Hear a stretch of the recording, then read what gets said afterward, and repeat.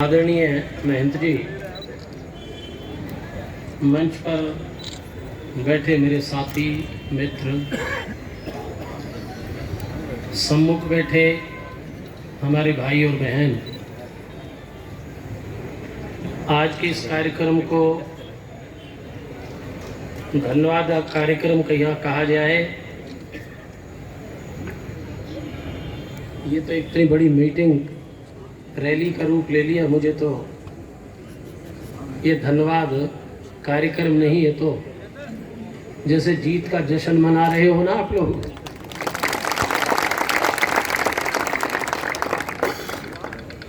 आपके दिलों से जीत निकली नहीं है अभी। मुझे ऐसा लगता है जो 21 तारीख से पहले का वातावरण था वो आपके दिल दिमाग पर पूरी तरह से कायम लगता है। प्रेस के प्रतिनिधि हमारे भाई बैठे हैं जरूर, और सभी महानुभाव, आज का कार्यक्रम आपके उम्मीदवार, कांग्रेस के उम्मीदवार विजय प्रताप सिंह द्वारा आपने जो उन्हें प्यार दिया, ताकत दी, उसके उपरांत आपका हृदय से आभार और धन्यवाद अदा करने के लिए किया गया था। आप उसमें हजारों की संख्या में शामिल हैं। मैं बैठा हुआ देख रहा था, जिस दिन नॉमिनेशन पेपर दाखिल किया गया उस दिन की आज की अगर मैं तुलना करूं तो मुझे दिन और रात का अंतर नजर आता है।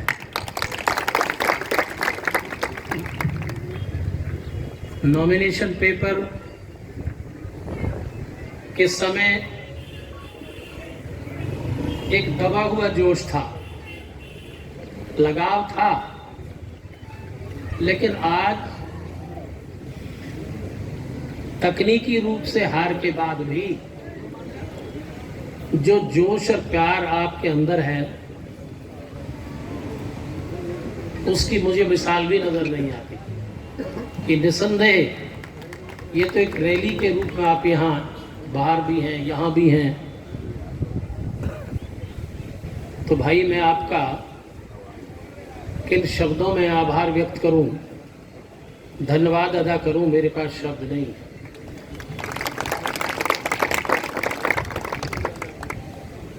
देखिए, हार जीत एक सिक्के के दो पहलू के समान है, लेकिन कई हार, कई जीत अलग अलग असर छोड़ती है। ये हार निसंदेह एक ऐसी मिसाल बनी, मुझे उस समय याद है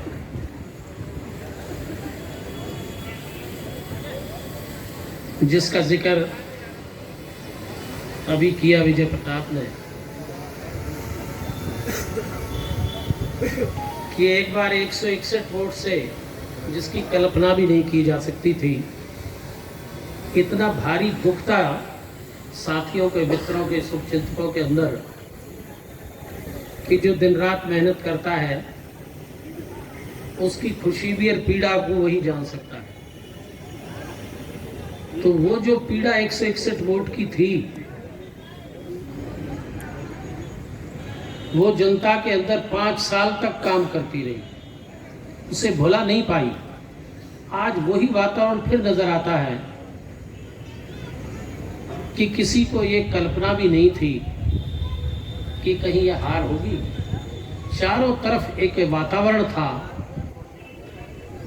विरोधी खेमे में भी, पक्ष और शुभचिंतकों में तो स्वाभाविक था कि विजय प्रताप ही विजय प्रताप था, जीत ही जीत थी चारों तरफ, इसमें कोई दो राय नहीं। तो कुछ कल्पना भी नहीं की जाती थी, और अचानक जो कुछ हुआ, इसे किसी को दोष नहीं देना चाहिए, इसे ईश्वर इच्छा समझ के स्वीकार कर लेना चाहिए। क्या कारण रहे, गलत हो गया, जाति हो गई, कहीं उलट हो गया, इस पर ज्यादा चर्चा नहीं करनी चाहिए। इसे जो है समय का प्रभाव या ईश्वर इच्छा समझकर ही स्वीकार करनी चाहिए। हर जीत के अंदर कोई राज होता है, हर हार के अंदर भी राज होता है। हर हार कल की जीत का मार्ग प्रशस्त करती है। अंधेरे के बाद उजाला होता है, उजाले के बाद अंधेरा भी होता है। तो यही एक प्रक्रिया है। तो भाई मुझे तो वो समय याद है, मैं कभी, देखो हार हो, पीड़ा हो, तकलीफ तो होती है, आखिर हम मनुष्य हैं, वो देवता नहीं है। लेकिन मैं इसे ज़्यादा महत्व नहीं देता, तो थोड़ी देर में उतार देता हूँ। अगर हमने मेहनत किया, हमारा काम कर्म करने का है, कर्म का फल देना ईश्वर के अधीन है, इसे उसके अर्पण कर दो। पिछला कोई कर्म अब आगे आ गया, अब का आपका किया हुआ कर्म आगे आपके आगे आएगा। इसे ये प्रकृति का नियम है। तो भाई ये हार भी जीत के समान है।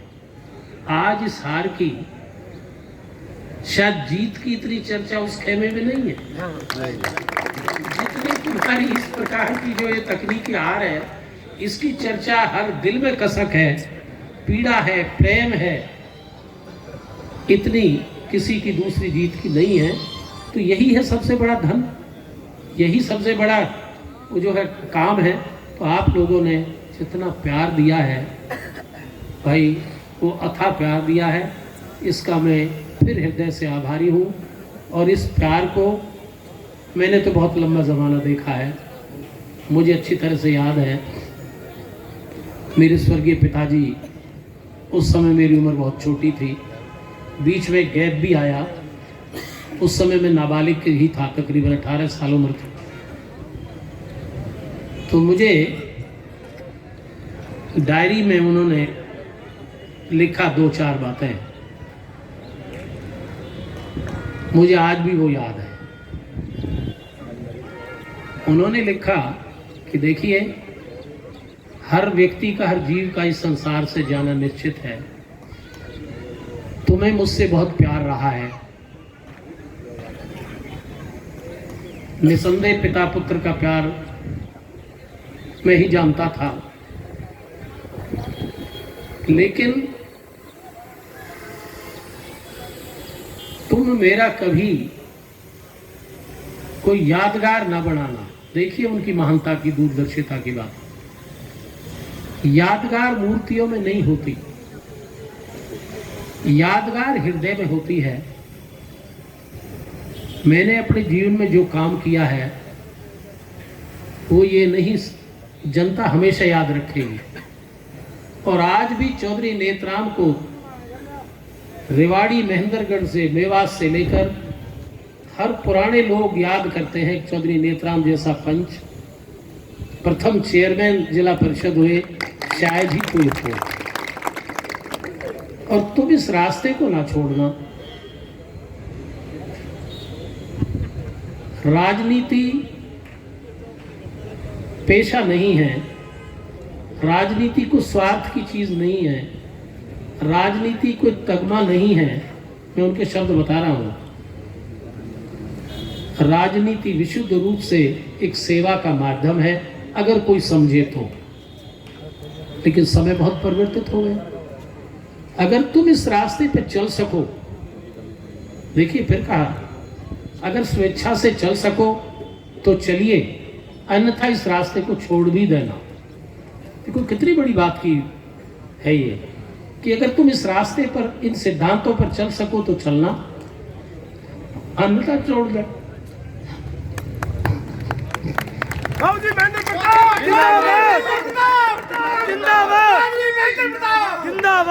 मुझे वो याद है, मैंने उसको निभाया और जीवन में गांठ बांध ली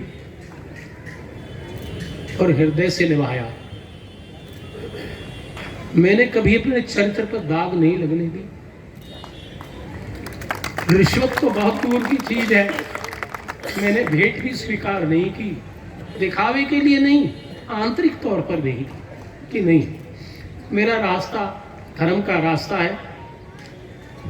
राजनीति जो रास्ता हमारे बुजुर्गों ने दिया है, मैं उस पर चलने का निरंतर प्रयास करूंगा। मैंने प्रयास किया।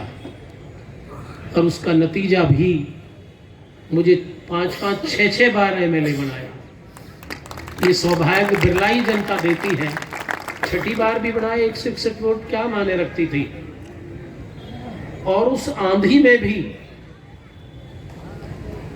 जब आंधी चल रही थी, 5 व्यक्ति चुने गए थे हरियाणा में, तब भी 23,000 वोट से लगातार तीसरी बार, ये नहीं एक बार के बाद दूसरी, तीसरी चौथी बार लगातार भी चुना। क्यों? कि मैंने ईमानदारी से पेशा नहीं बनाया राजनीति को। मैंने सेवा और प्रेम के आदर्श की ही पालना की। कभी भेदभाव जातिवाद के आधार पर नहीं किया। नौकरियां हुई, काम हुए, तोल के बराबर देने का प्रयास किया कि मुझसे लड़ लो, कोई नाराज हो जाओ, मैं अपने धर्म मार्ग से नहीं हटूंगा। और उसका नतीजा जनता ने दिया। तो भाई मैंने तो समय देखा है, मैं इस प्यार को कभी नहीं भूल सकता। विजय प्रताप को तो एक बार ही दिया है भाई, इसे तो भूलने नहीं चाहिए। मैं तो सारे जीवन देखा है। मेरे तो आदर्श और मेरे खून में ये चीज़ रम गई है कि मैं इस प्यार को, इंसानी प्यार को मैं कभी नहीं भूल सकता। इंसान राजी भी होता है, नाराज भी हो लेता है। कई बार हम किसी का काम करते हैं, राजी हो गया, नाराज हो गया, अरे तो उसका अधिकार है भाई, कोई कारण हो गया होगा।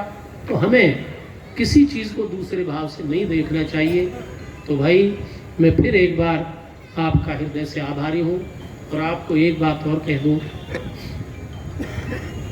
कि देखिए, इसके बहुत कारण रहे हैं।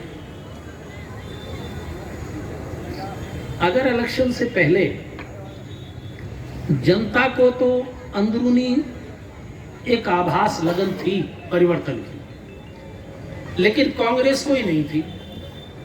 सच्चाई ये है कि हम कांग्रेस वालों को ही ये तसल्ली नहीं थी कि जनता परिवर्तन चाहती है। हम 4.25 साल आपसी कलह में ही लगे रहे आपस में, और दूसरे लोग इलेक्शन होने से आखिर तक इलेक्शन मोड में ही लगे रहे, वास्तविक कार्य से तो दूर रहे। एक छदम और झूठे प्रचार के अलावा वो लोग 5 साल इसी काम में लगे रहे। और आज रिजल्ट आपके सामने है कि अगर ये दो फैसला 2-3-4 महीने पहले भी हो गया होता तो जनता को कांग्रेस की ताकत का आभास हो गया होता और लीडर्स को जनता की ताकत का आभास हो गया होता। तो आज स्थिति बिल्कुल उलट होती। और नतीजे सामने हैं कि शायद कल्पना भी नहीं करते थे कि आज 31 सीटें कांग्रेस को ही नहीं, 50 से ज्यादा सीटें सत्ता के विरुद्ध गई हैं। ये फैसला, जनता का फैसला, सरकार की नीति, सरकार के काम, सरकार के खिलाफ है वास्तविक रूप से देखा जाए तो। और आज सरकार उन लोगों से मिलकर बनी है जिनका सिद्धांतिक मत एक नहीं था। एक दूसरे को गालियां देते थे, एक दूसरे के दुश्मन थे, लेकिन आज स्वार्थ के लिए फिर वही बात आ गई कि राजनीति का ये जो गठजोड़ है आज ये सेवा के लिए नहीं है, इनका ये स्वार्थ पर टिका है। जजपा के भी अपने स्वार्थ है, जिसका लिए जिक्र कर रहे थे, उनकी भी अपनी मजबूरी है। जेलों में मुकदमे चल रहे हैं कई, उनकी मजबूरी है सत्ता को नहीं छोड़ना। महाराष्ट्र में भी आप देख रहे हो, महाराष्ट्र में भी जनता को यह अंदाजा कांग्रेस को नहीं था, कैंडिडेट बनने को तैयार नहीं थे, लेकिन जनता तो चाह रही थी। जनता की नौज को नहीं समझा कि वहां कांग्रेस को इतना, जो ना लड़ते हुए भी आज इतनी सीटें कांग्रेस को दे दी। तो भैया जनता तो परिवर्तन चाह रही है, इससे एक साफ संदेश है। और सरकार को भी जो आज सत्ता में बैठी है, इससे चौकस होना चाहिए, सबक लेना चाहिए कि या तो जाग जाइए, अन्यथा जनता जाग रही है। तो थोड़ा समय और है। देखिए आज स्थिति अच्छी नहीं है।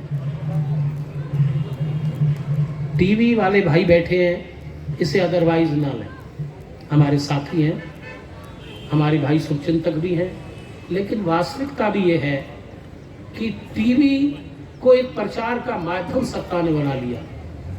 अगर टीवी वाले इलेक्शन से 6 महीने पहले प्रचार बंद कर दें तो मैं गारंटी देता हूं ये सरकार सत्ता में नहीं रहेगी।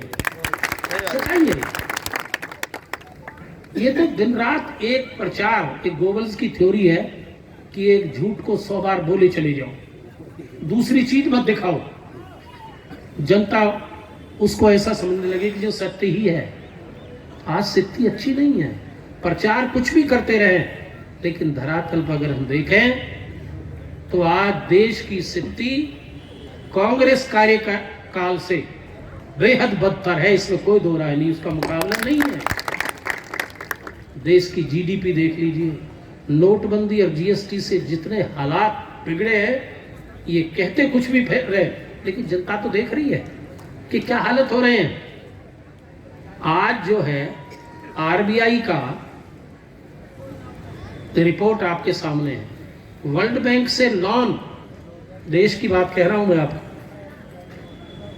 तकरीबन 5 साल में जो कर्जा है हमारे देश के ऊपर, बाहर से लिया वर्ल्ड बैंक से, 25% 5 साल में बढ़ा है। जो जब से देश बढ़ा है और 14 तक और सरकारें भी रही हैं, कांग्रेस की सरकारें भी रही हैं, उस समय तक तो तकरीबन 75% है इतने सालों में, और 5 वर्ष में 25% कर्जा हमने लिया है। यही हरियाणा की हालत है।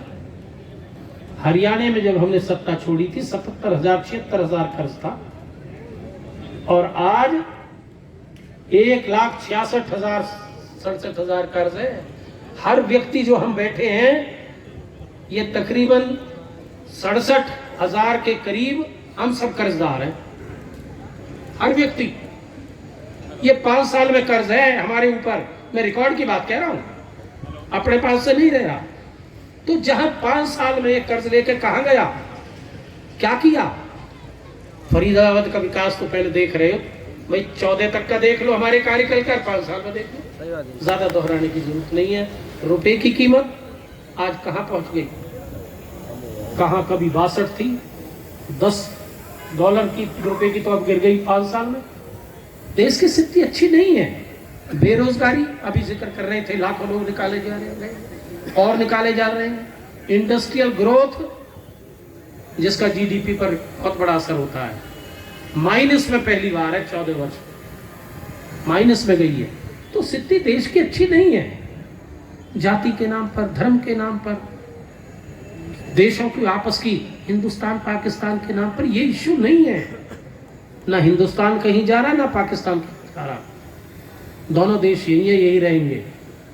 एक दूसरे से दुश्मनी एक दूसरे को बर्बाद करेगी, वो भी जानते हैं, हम भी समझते हैं, लेकिन इसका राजनीति के लिए इस्तेमाल कर करके हम सत्ता में रहें, ये देश के लिए घातक है। इसके लिए चेतना पैदा करनी होगी। चेतना तो पैदा हो रही है, लेकिन बुद्धिजीवी वर्ग को चेतना पैदा करनी होगी।